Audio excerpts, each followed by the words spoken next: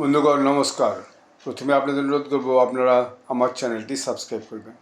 Russia এবং ইউক্রেনের যে যুদ্ধ চলছে সেই যুদ্ধ থামানোর জন্য মিস্টার ট্রাম্প দীর্ঘদিন প্রচেষ্টা করছেন, কিন্তু কোনো একটা সঠিক জায়গায় এখনও পৌঁছতে পারেননি।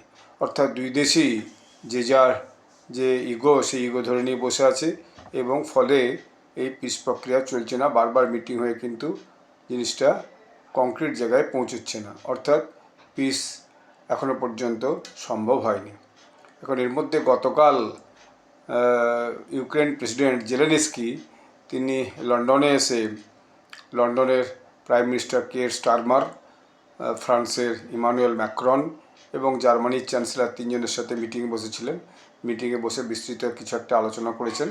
আলোচনা করে তিনি পরে সাংবাদিকদের সঙ্গে বৈঠক করেছেন এবং তিনি সাংবাদিক বৈঠকে পরিষ্কার বলেছেন যে ইউক্রেন তার যে দেশের অংশ সেই দেশের অংশ কোনো মতেই ছাড়বে না বা ছাড়তে পারে না, কারণ এটা তার দেশের আইন এবং আন্তর্জাতিক আইন দুটোরই বিরোধী।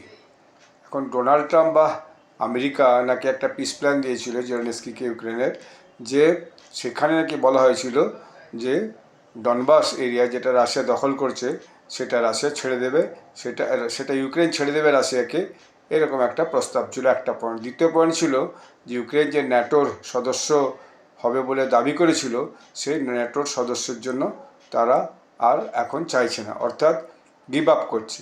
অর্থাৎ ন্যাটোর সদস্য ইউক্রেন এখন হতে চাইছে না এবং ডনবাস রাশিয়াকে ছেড়ে দেবে।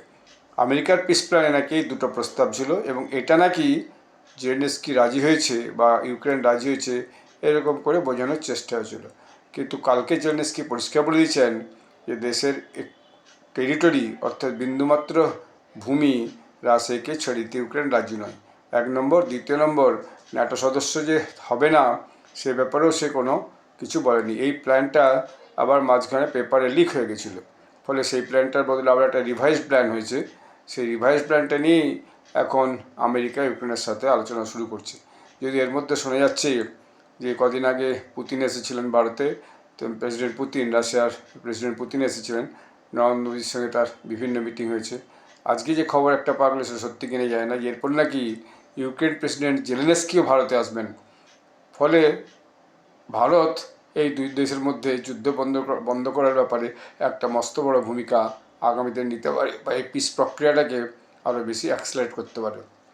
তো দেখা যাক আগামী দিনে বিষয়টা কোন জায়গায় গিয়ে দাঁড়ায়, কারণ এখন এই যুদ্ধ বন্ধ করাটাই সারা পৃথিবীর কাছে সবচেয়ে বড় একটা গুরুত্বপূর্ণ ইস্যু। ধন্যবাদ।